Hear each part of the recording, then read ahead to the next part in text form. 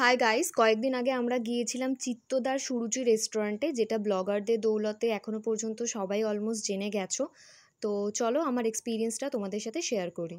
ওকে, তো প্রথমেই আমরা নিয়ে নিয়েছিলাম চিত্তদার সুরুচি রেস্টুরেন্টের বিখ্যাত সেই চিকেন স্টু, যেটাতে প্রচণ্ড বাটার ছিল। অলরেডি তোমরা ভিডিওতে দেখতেই পাচ্ছ তেলটা বা বাটারের যে অয়েলটা থাকে, প্লাস তার সাথে বড় বড় করে বিনস, পেঁপে ওই সাইডে।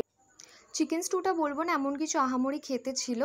তো তারপর আমরা এই গদা সাইজের ডায়মন্ড ফিশ ফ্রাইটা অর্ডার করেছিলাম, যার মধ্যে দেখতে পাচ্ছ পুরো ভর্তি মাছ ছিল। ফিশটা কিন্তু মারাত্মক ফ্রেশ ছিল।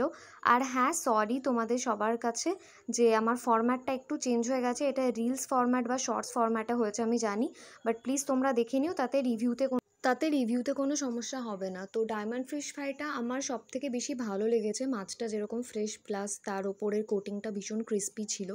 আমি তো উল্টে বলবো, জানি না স্টুটাতেই লোকজন কেন এত হামলে পড়ে, আমার তো ফিশ ফ্রাইটা বেশি ভালো লেগেছে। যাই হোক, তারপর আমরা chilli fish with veg fried rice আর chilli chicken with egg fried রাইসও অর্ডার করেছিলাম, যেহেতু অফিসেরও কয়েকজন কালিগ আমার সাথে ছিল। তো তার ফলে এই কয়েকটা খাবার অর্ডার করতে হয়েছিল। সবকটা খাবারই খুব টেস্টি ছিল।